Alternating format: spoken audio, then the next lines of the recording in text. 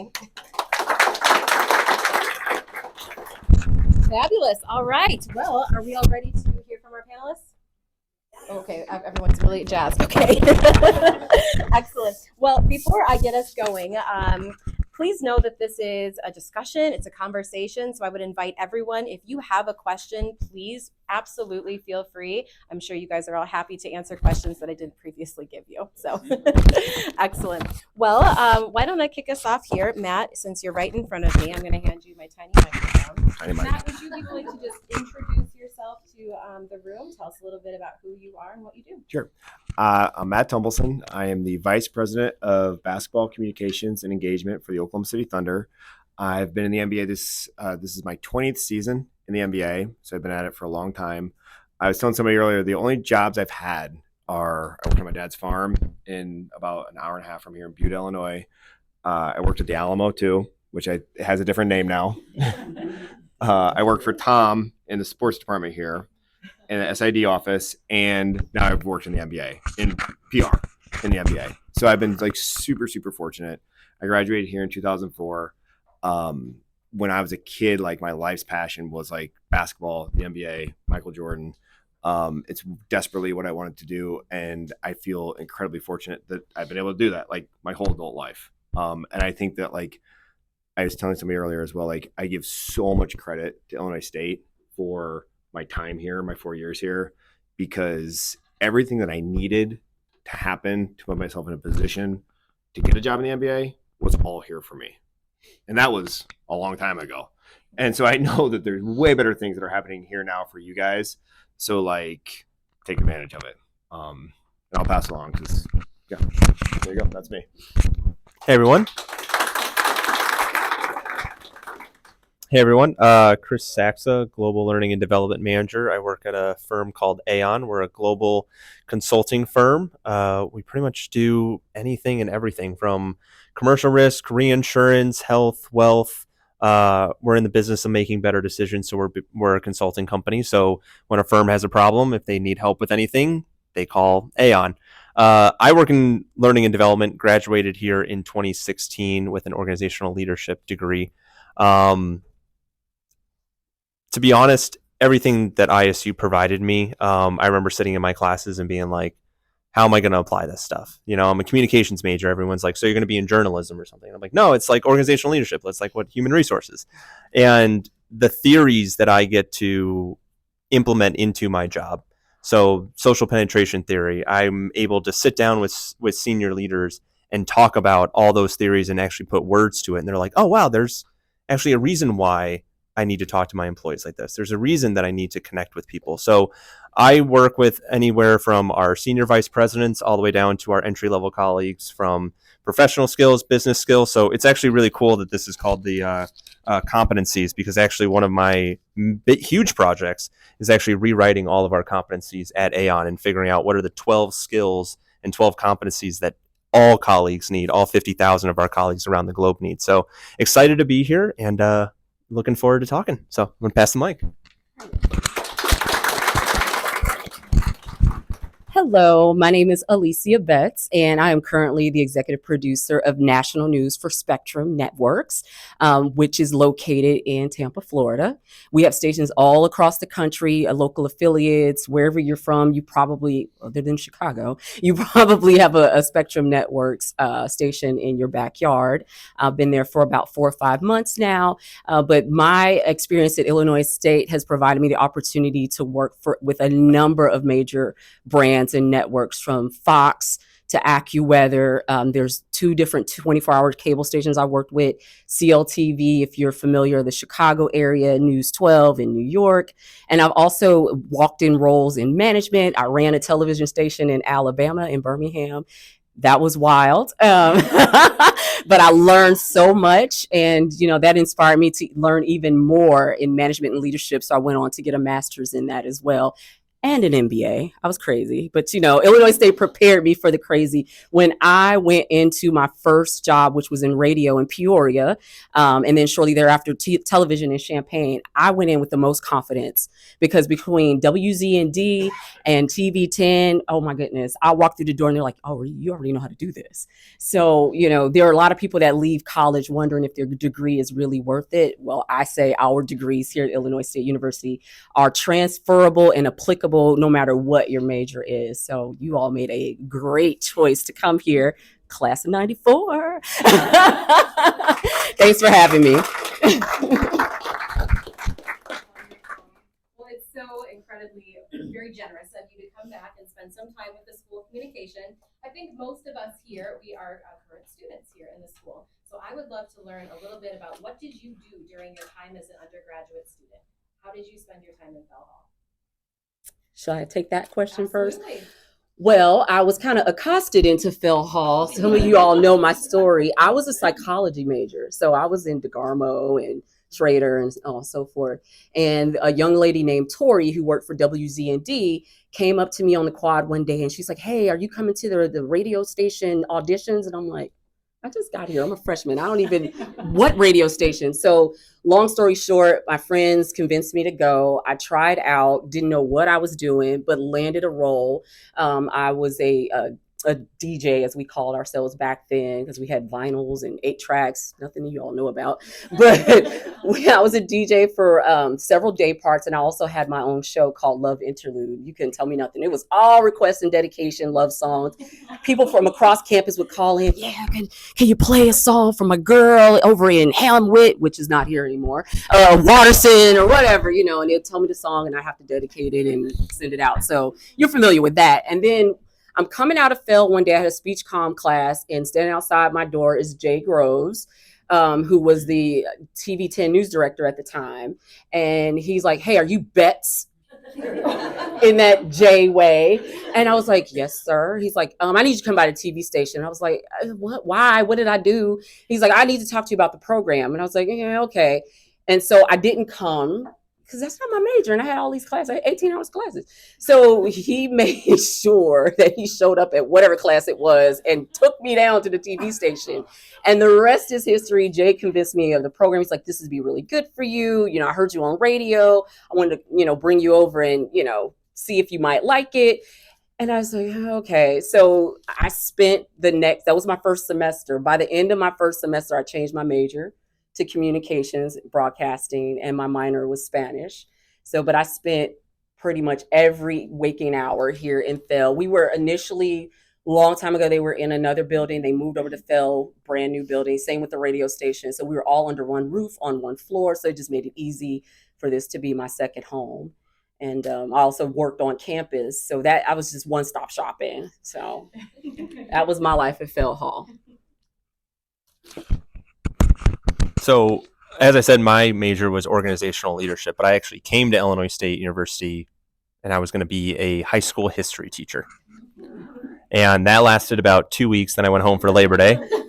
And I sat down at my parents' kitchen table and said, "I'm not going to be a high school history teacher. I want to do something else."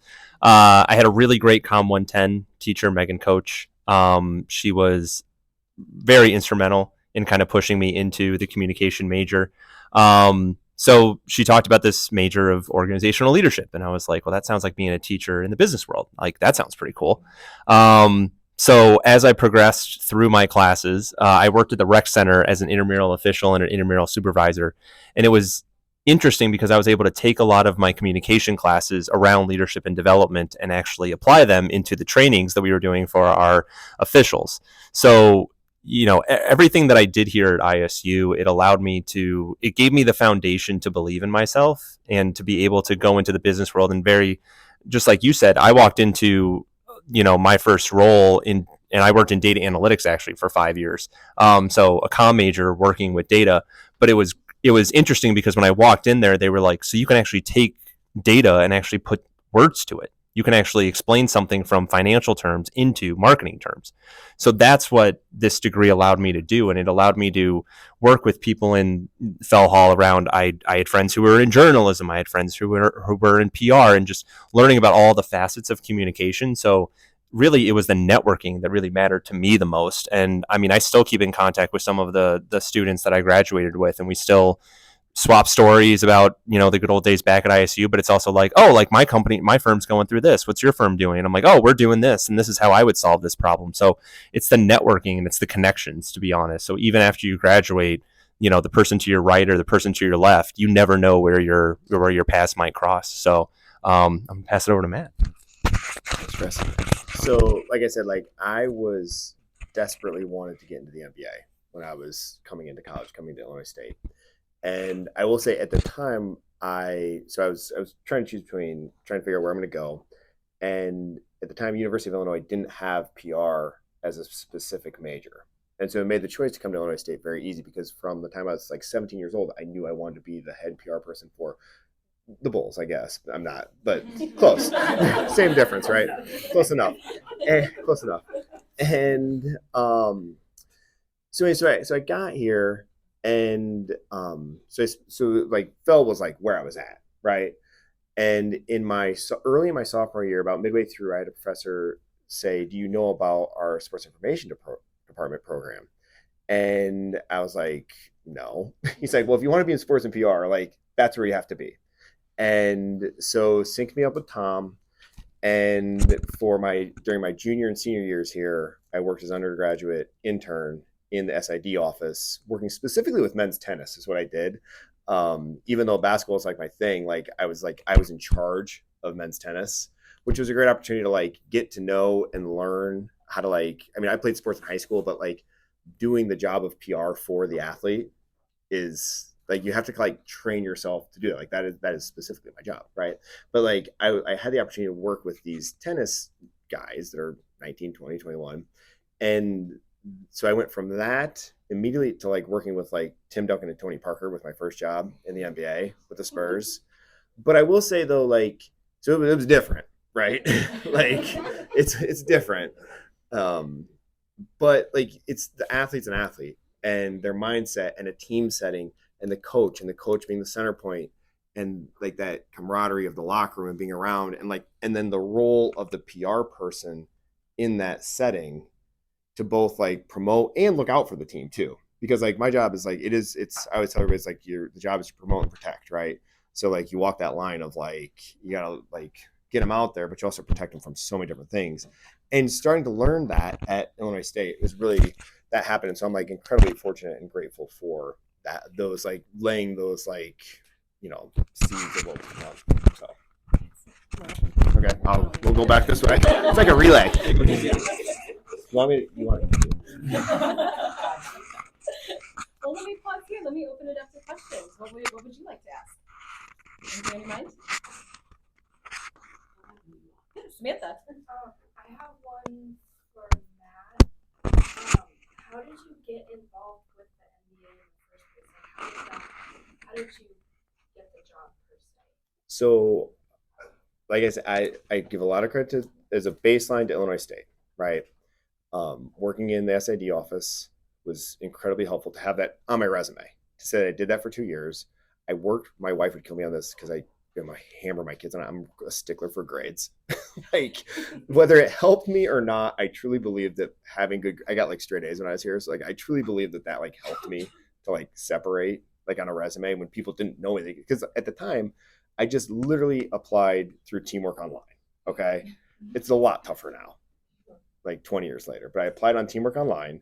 I did have this great experience of working for the men's tennis team. I did have good grades. I had some academic honor type things going here. And then honestly, I loved the MBA desperately.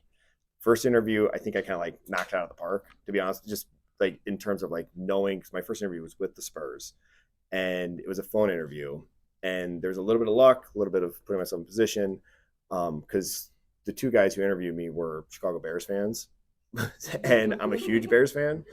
They're not from San Antonio. One of them's actually from Chicago, lived in San Antonio. Another was a Bears fan. So we started talking about the Bears, and it actually just kind of got me in there with these two guys, to be completely honest with you.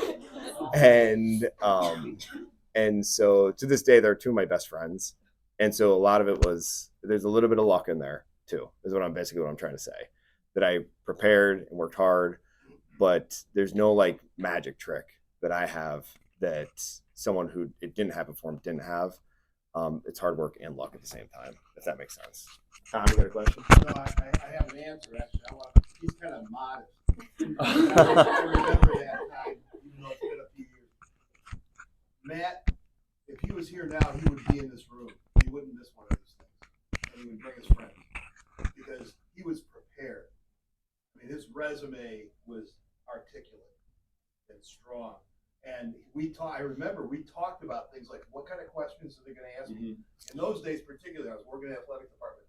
Not a lot of people asked me, what are they going to ask me at the interview? Because most of them were just like, hey, if I can get an interview, I'm fine. So you have to be prepared, and I think the preparation made a big difference for you, Matt. And to Tom's point on that, actually, like the preparation, I appreciate Tom. I am trying to not be too, but the preparation though, I talk about the Bears with these guys.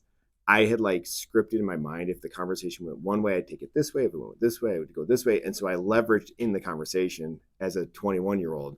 They started talking about the Bears, that they like the Bears. I was like, I can hit this. Do you know what I'm saying? I could get on that and take it on a path because I had, in the conversation, I had prepared for where this could go, all these different angles. And then it became a very authentic conversation, but I was prepared to navigate it where I needed to go. Yeah, and kind of building off what Matt was just saying. I mean, it's the storytelling.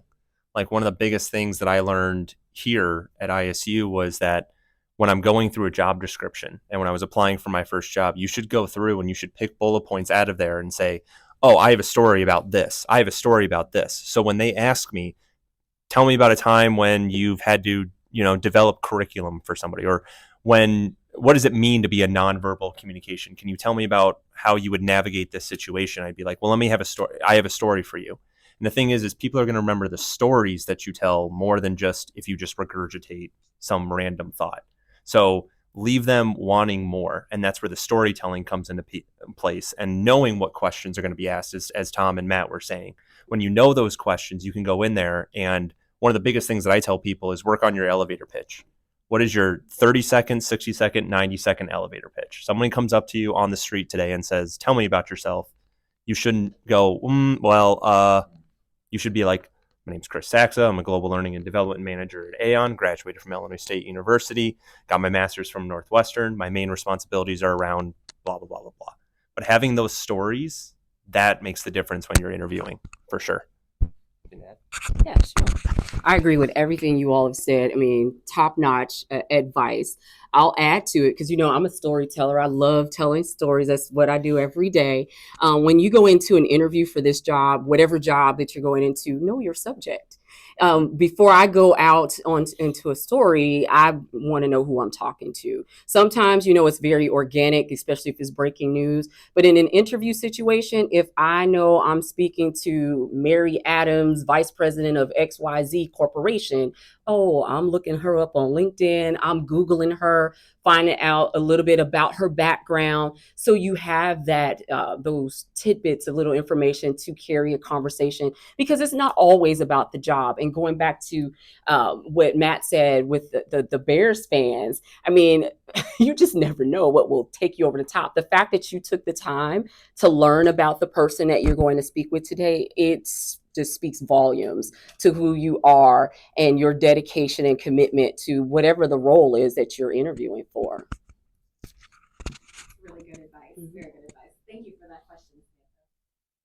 What else would you like to know, Donovan? First off, I'd like to say I want to thank the three people taking the time out of their schedules, obviously busy schedules, to sit here with me, the students, and my teachers, some advice and some of the techniques necessary to advance their own personal careers. So when I was looking at the poster and saw it specifically on leadership, it reminded me of an excerpt from this book called Elite Capture by Dr. Olufemi. If I may, it's about value capture, as he explains it. It's a process by which we begin with rich and subtle values, encounter simplified versions of them in the social world, and revise our values in the direction of simplicity, thus rendering them inadequate. He furthers in talking about the worker's perspective, because obviously people all have to be workers before we have to become leaders. Perhaps the workers believe in the rating system and internalize the values to which they imagine it responds. Internalize or punctuality, stamina, and attention to detail. Perhaps they see and judge themselves and others by the game metrics. Or perhaps they see the emperor's ass quite clearly, going into an old fable about the emperor who believed he had invisible cloak, when in actuality he was just naked walking on the streets. But change their behavior anyway because their livelihoods depend on it. Either way, the result is a tale's old as time. The boss gains and the worker loses. And I wanted to ask each of you the question of, have you ever had to deal with value capture in your careers? And if so, what have you done to make sure that your values that you went into your careers don't leave as soon as you go into the highest positions possible? I love that question. Thank you for it. Leadership is a privilege, number one. Everybody should understand that. And I also believe that everyone has leadership qualities inside of them, whether it's at a corporation, whether it's at home, whether it's at school, church, you name it. You all have the ability to step out and take the lead in whatever you do. So leaders are workers, workers are leaders. And in terms of values, as you were mentioning, for me, leadership is people. You have to care about people and their success in order to be a great leader. It's not always about, oh, I've done this, I've done that, I can take them to the top. If you don't care about where your team is going individually or collectively, leadership might not be where you want to be just yet. Um, and what I do to try to protect that is the values that I learned here. And one of my first news directors, they treated us like we were their own children. And I know you don't get to see that often in the workplace, but when I say treat us like their own children, they called us into the office, and it wasn't because we were in trouble. You know, even here at Illinois State, Deb in radio, Jay in television, they would call us in and say, "How are you doing? What do you need help with? You did a good job on this." You know, my boss in Champaign at the TV station I worked, he would call me in and just have a chit chat. Let me do a mental check. How are you doing? This is your first job, because I didn't intern. I came straight from Illinois State and was like shaking in my boots as a reporter and a producer. And the news director knew that, and he didn't take advantage of that. You know, he didn't scream and yell at me.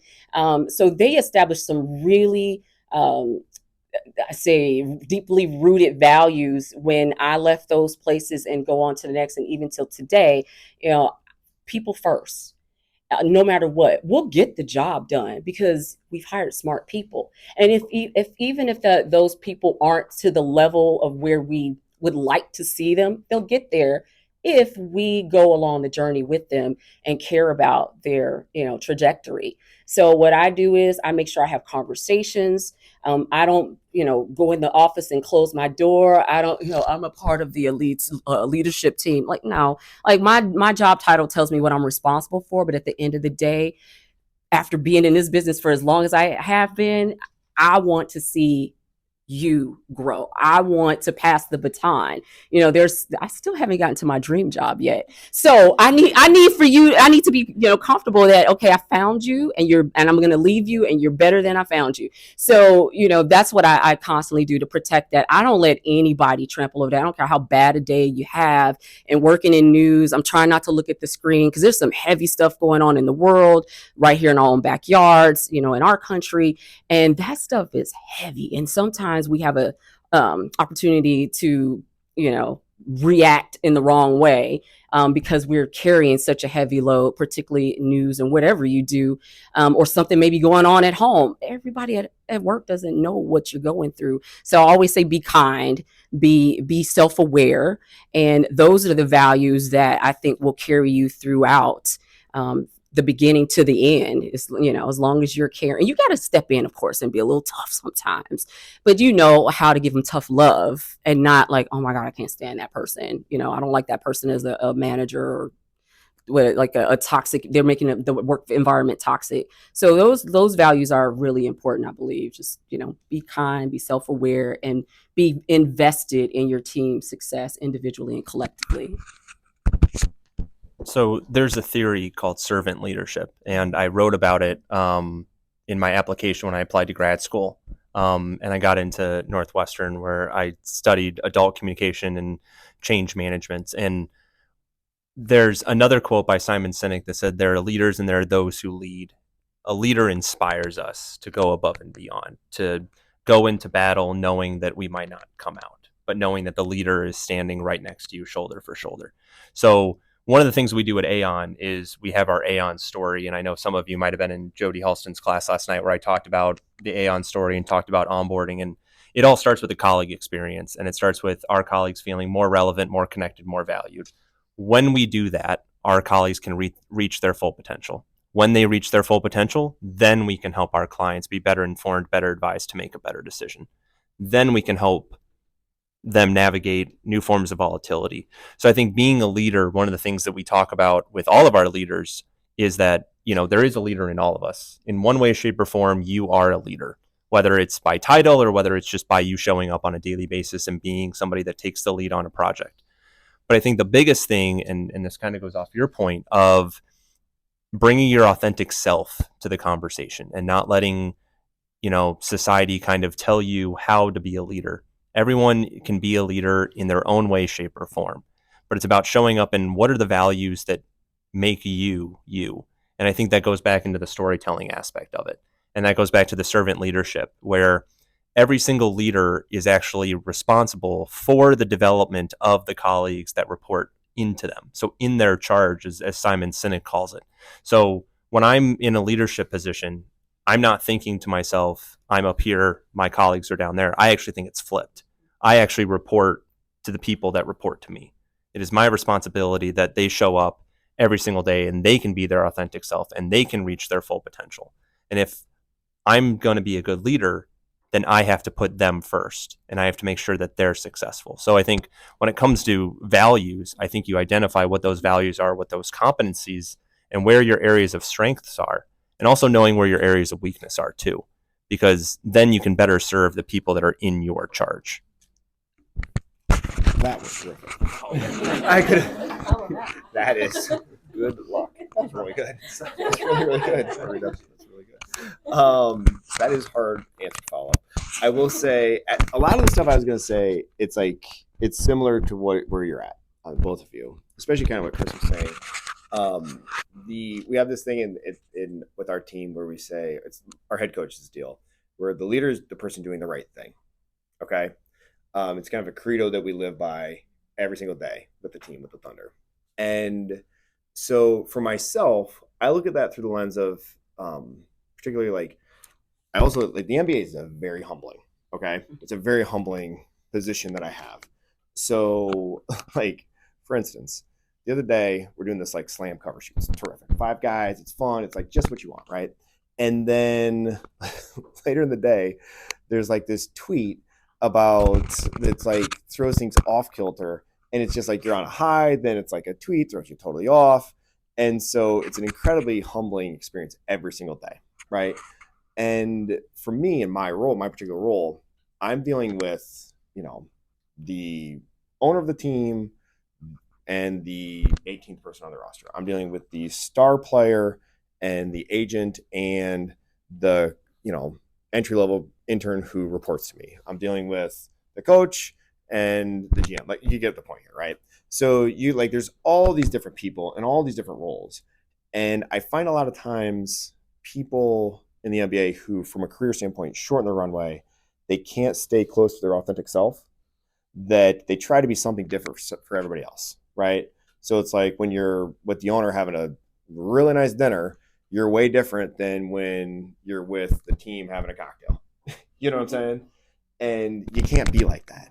You gotta stay in the same zone and be yourself, because as you try to be something else, I know in my business, these players, these coaches, these owners, these sneaker reps, the agents, they catch on to it like that, and you're toast. And I'm sure in other areas of business, that's the exact same thing. I'm sure in academia, it's the same thing. And so as you enter the workforce, the biggest thing that I can encourage you guys to do, try to work hard to find yourself. Try to work hard to understand yourself and develop a confidence in oneself as you go out there. Because once you do that, you're tracking. You know what I'm saying? And so you're not trying to be something that you're not with these other groups. And then to your point on the leadership, that helps as a leader too, because you're not trying to be, because you're the same to your group and your team as you are the owner. as you are to the coach, as you are to the star player. Do you know what I'm saying? No one can be a better you than you, and you don't need to wear somebody else's costume, mask. Just be you, and people appreciate that. And just like Matt said, they can smell an imposter. I mean, immediately. I don't care if it's a viewer. I don't care if it's a colleague. We're on the same managerial level, or someone else that I might be on my team that I've been charged to lead. If you're not authentic, it will come shining through. Like, they're only doing this because they're supposed to do this, Right. And that's not how you become an authentic and effective leader with your teams. Really good question. Thank you for that one.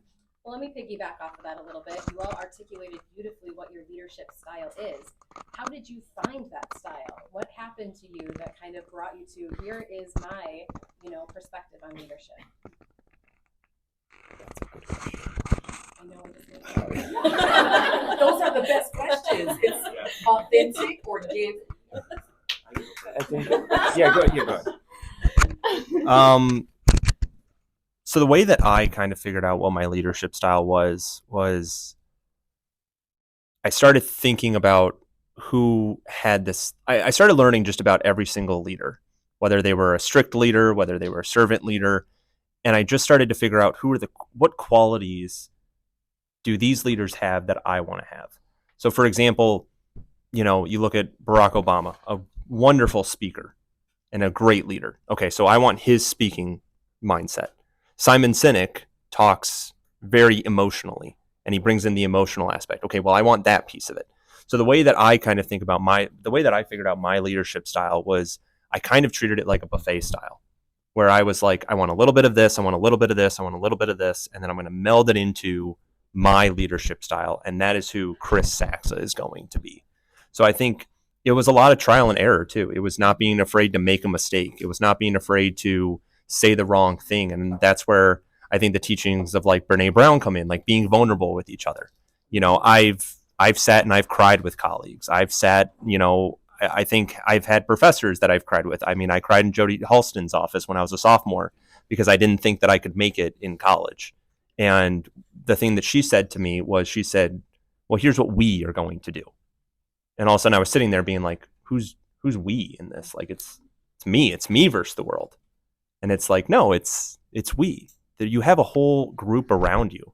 So I think figuring out your leadership style, I'm still trying to figure out my leadership style. I think I'm learning something new every single day. And I think that's what makes you a successful leader is I'm never going to wake up in the morning and be like, perfect, I am the most perfect leader and there's nothing else that I ever need to learn ever again. I'm always going to be like, well, I could be a better listener. I could be a better servant leader. I could be this. I could be that. And I think, to Matt's point, trying to find yourself. I mean, I'm 30 years old and I'm now just finally feeling confident enough to be like, I know who I am.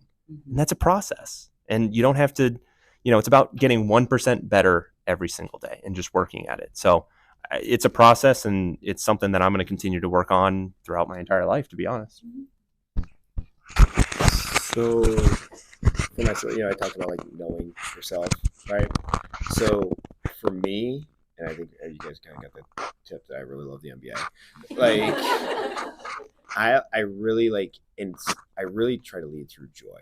And that might sound super corny. That might sound like super like, oh, this guy. But like, I really, truly do that. I believe it. Like, and with my staff, so I love going to work. I love the team. I love the games. And I try to like help, like, because there's some dark days, maybe it's January, it's cold, you're like, oh my God, I gotta go work on a Saturday again.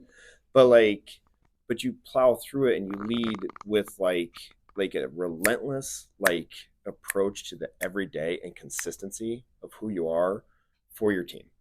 And so for myself, I've identified that as like a joy for the place, for the job, for my teammates, for my staff, for the whole thing. And like, that's really what's worked for me. It probably might not work for everybody else, but I've found, like I said before, like part of my personal success is I'm pretty aware of myself and I've leveraged that. And so by leading with joy, that's kind of the way I've operated, really. Thank you. You've just inspired me because I have to start working weekends next month and I was not feeling the joy. Monday through Friday has been my jam for several years, but listening to you, I mean, it's an opportunity for me to launch their weekend platform. I get to do it. I get to put my signature on it. So I'm going to take his advice and lead with joy. Not that I have to be, 4 a.m., got to be in the studio. But yeah, so that's great advice. And in terms of how I came to my leadership style, I honestly did not realize there were leadership styles at some point in my life. It wasn't until I started studying leadership through my master's and learning the different styles that are out there, and the ones that resonated with me the most, servant leadership. I was a pastoral leadership student. I mean, you got to be a servant leader if you're going to work with the church. So that resonated with me. And then just being in broadcasting and, having the staff that I did, from management and leadership roles, I would be in my office having some tough conversations or some really personal conversations.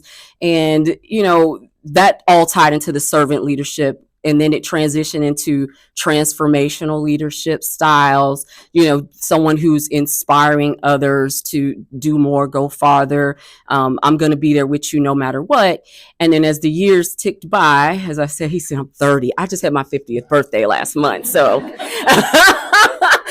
but he hit the nail on the head. Like, you never stop growing. And it is a smorgasbord, because now I also look at myself from the thought leadership standpoint that, yes, I am an expert, believe it or not, in some areas, an expert who is always willing to keep learning, because, technology and business has changed. And so I want to be there on the forefront, helping lead the next generation. So don't ever think that one style fits you, because if you do, you're probably going to be lacking somewhere else. You kind of got to pick. There's so many leadership styles out there. I mean, I think in school, like it's 7 or 8. Yeah, 7 or 8 they teach you about, and there's probably even more. There's something always developing. You could probably pick and pull from so many styles. And, because it goes back to being your authentic self. You don't want to step into somebody's shoes that, they're way too big, way too small. Just do you, as the kids say, do you, boo, so just do you, and you will find your style, you will find your flow, and people will follow you. There's a cute little meme that's floating around on social media. They say, if you call yourself a leader and you don't have any followers, then you're probably not a leader. So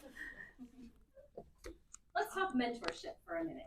So you've all named several names as we've been listening. Tom Monica, Jody Halston, Jay Groves, right? More or less, I think we tend to follow the advice of the mentors that we have. But my question to you is, what piece of advice has someone given you that you regret taking? Oh. Oh, wow. This is recorded.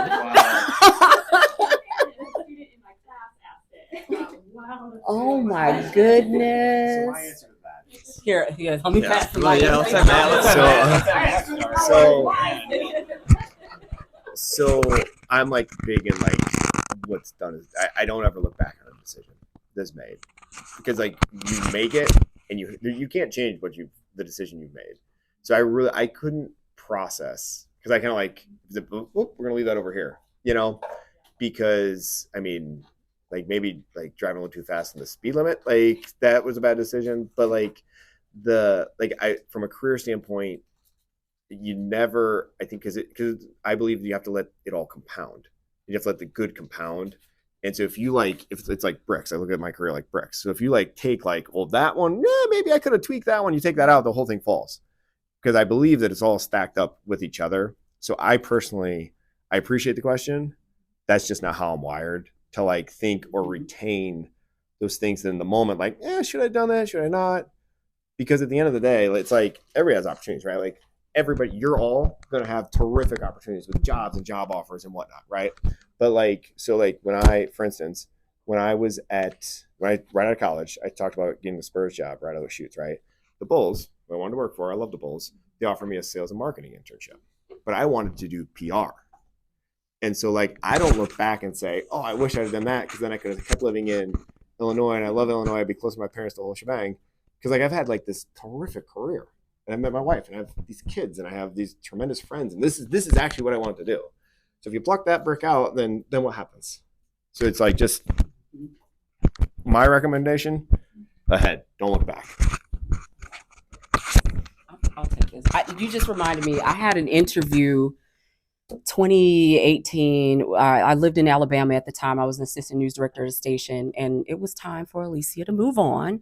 And I had an interview with the state of Alabama for their communications director position. And I remember the gentleman who interviewed me, he asked me if I had any regrets throughout my career. And I remember my answer being very similar to what you just said. I said, you know what? I try to not live with regrets. You make a decision, and if it doesn't go well, then you learn from it and you just keep moving. You keep moving forward. You always forward is something that's in my head all the time. Just like, okay, been there, done that. So I know not to repeat whatever mistake it may have been. Mistakes aren't the end of the world, because I'm still sitting here, and I've made plenty along the way, whether it's been, from my career trajectory, whether it's day to day, did I pick the right news story to lead with? Did I write this story the way it should have been written? Did I give it the right perspective? I mean, you cannot beat yourself up. Otherwise, you will find yourself become stagnant. You will be stressed out. You will be trying to look for another job in another area. So just own your decision, even if it's not the best decision, because I hate to say, oh, that was the wrong decision. It might not have been the best for the situation at that time, but it's okay. It's okay. I mean, how else are you going to learn and grow if you don't make mistakes? If everything is perfect and no one gives you feedback, you're going to be like, yeah. And then you're going to run into that one person that's going to just rock your world when they tell you, yeah, not so much, not really. So it's okay. Just, don't have any regrets. Try not to. I can't tell you what to do, so try not to. I think the thing for me is that everyone's going to have an opinion about something, and everyone's going to tell you. I think one of the things that I learned in life, I was a little league umpire as a kid, and my supervisor said, you're going to be 50% right and 50% wrong on every single call you make. All right. You got to learn to figure out who you're going to listen to. And I think it goes back to the values question that we were talking about. I've been given career advice from everybody and their brother, and I've taken some of it. Some of it I regret taking it, but I think it goes back to what you were talking about, is be willing to make a mistake, be willing to try something and get out of your comfort zone. And then I think the other big thing is, we hear the phrase fake it till you make it. I like that phrase, but I also think to myself, well, why fake it? Why not just do it, and just do it wholeheartedly? Like, so when people say fake it till you make it, I say just show up and be your authentic self. And if you don't make it, at least you tried. And I think those are the things that I regret more, of the things that I didn't do rather than the things that I did do. So I think figuring out who you're going to take advice from on a daily basis. Am I going to take advice from the random person that watches me present and comes up and says, Chris, you're way too emotional in your presentations? Or should I go to like one of my close friends or somebody who's watched me present, somebody that I trust, and say, hey, am I too emotional in my presentations? Do I need to pull it back a little bit? So figure out who those people are that you trust their opinion and that you trust their advice, and invest in that one. But also, anytime someone gives you advice, there's probably always a little truth to it. I don't think it's black and white where it's like, oh no, it's like, well, maybe I am too emotional in my presentation, so maybe I need to dial it back 1 or 2 rings. But I'm not going to turn it off, because that would mean I'm not my authentic self. So I think when it comes to advice, figure out who you need to listen to, and then at the end of the day, make a decision and own that decision. Whether it goes really well or whether you fail, at least you learn something about yourself. Something I'm just learn like everything happens for a reason, and I wanted to go to U of I like so badly, and I didn't get it, and I was like devastated. But now like that I'm here, I'm like so happy that I am here now, because I see so many more opportunities for me here, and like I'm trying to think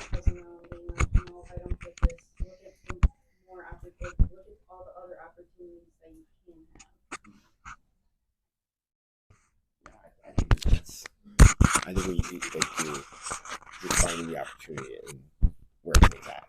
I think that's a great thing to be aware of. It's like, so that didn't work out. Okay, that's done, right? It's never going back on that. You're not getting that back. So like, where are we at now? It's like when I handle a lot of crisis PR, right? Not that this is a crisis that you're dealing with, but this is just like a way of thinking about it, right? Of where you're at in your career and situations, right?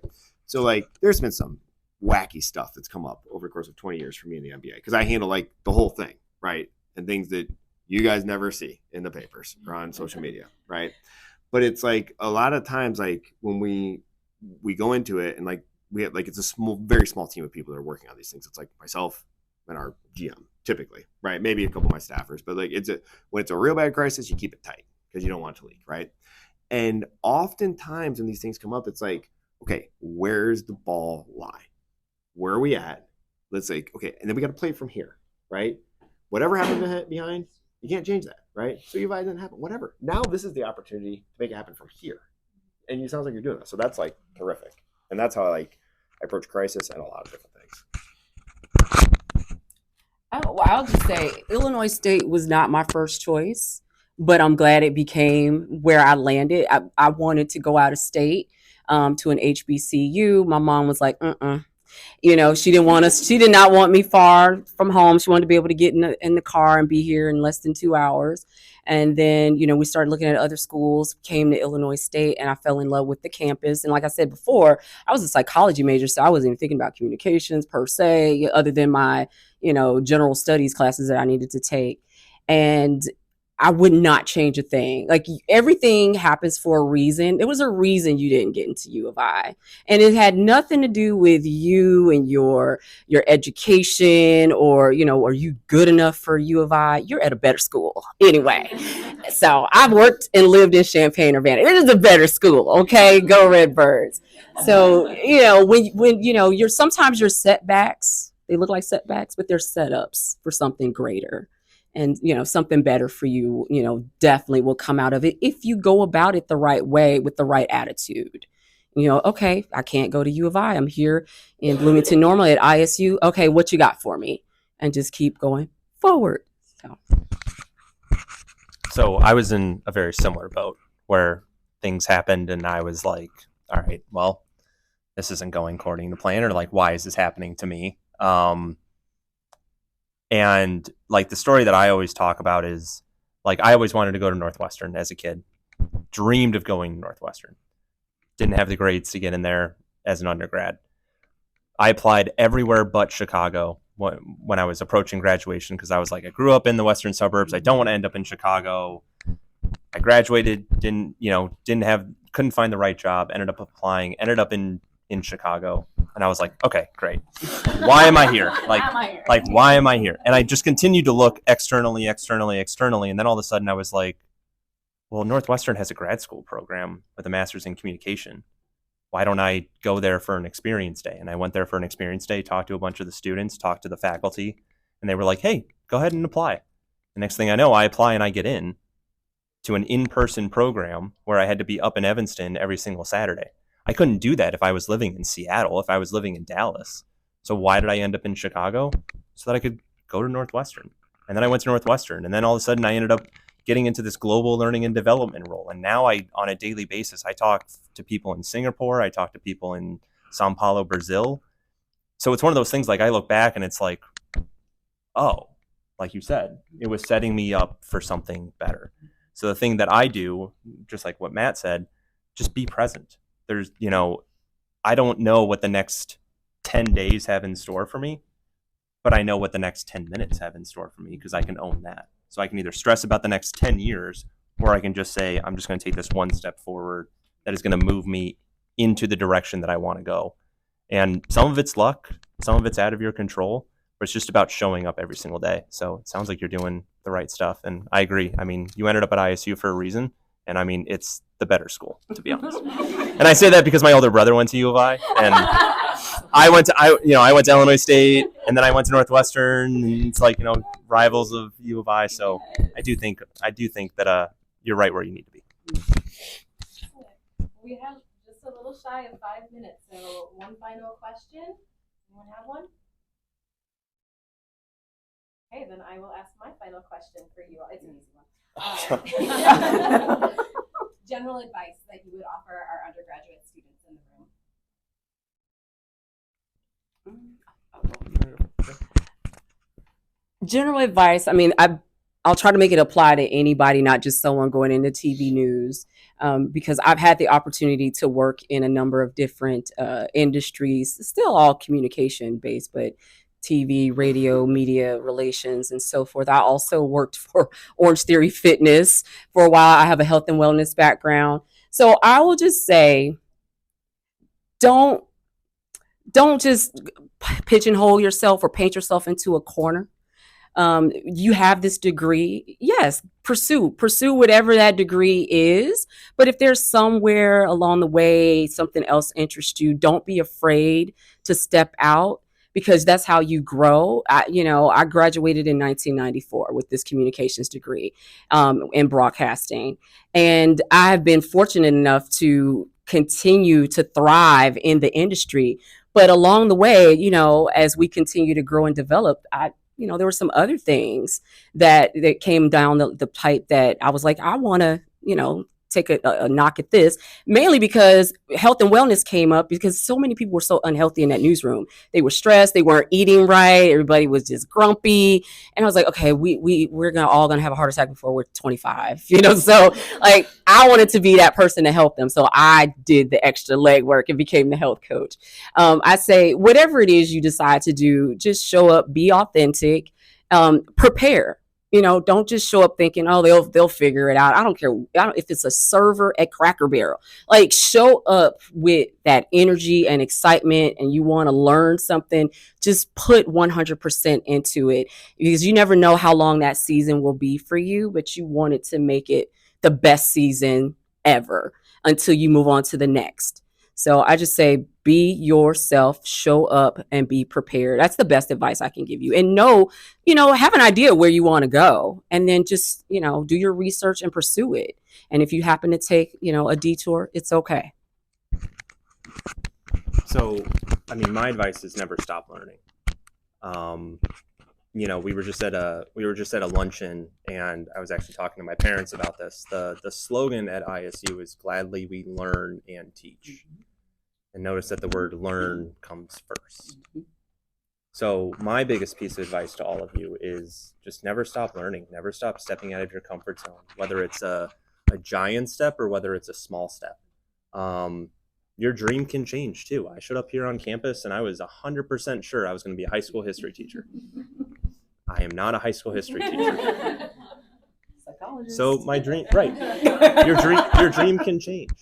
And, take that risk. Step out of your comfort zone. Also, if you don't know the answer, it's perfectly okay to say, I don't know. But I always tell people that if you say, I don't know, it should be followed up with a statement, but I know where to go to at least try to find the answer. So never stop learning and never stop believing in yourself. Take it one day at a time, and, reach out to us too. Absolutely. I mean, you have a whole network of ISU alums that are out there. I still talk to Lance. I still talk to Elizabeth. I come back and I talk to Jody's class. I still lean on my professors. I'll send them an email and be like, hey, I need to talk. I'm thinking about this theory. I can't think of it. Can you help me explain this? How would I explain it in a business setting? So never stop learning. You don't have to have all the answers. You just have to know where to go to find those answers. I'll just really quickly say, people here are willing to help you and they want to help you. I leaned on my professors probably for the first 10 years. They were like, oh my God, this girl. But they wanted to help, and they would call me and check in with me. So, it's about what you know, but who you know that will help propel you to that next step. What? Bring us home. Yeah, all right. You got it. Well, I would say tremendous stuff. And I would say a little bit of a balance on that based on my own experiences. If you know what you want to do, go after it and be relentless and attack, right? There was no way I wasn't going to get to do what I wanted to do professionally. You know what I'm saying? So if you're lucky enough, it's a lucky thing, right?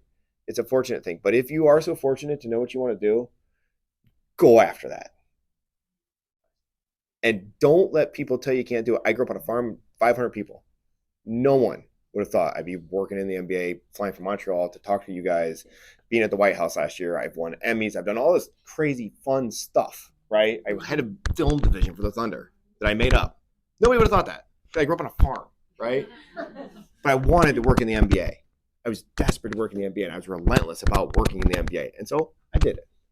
And the other thing I would say is, on the U of I thing, get out there, kick ass, and then when you come back and speak to kids, when you're in our space, we'll so far be past the University of Illinois, no one will question or ever think about wanting to go to that school instead of coming to this school. All right?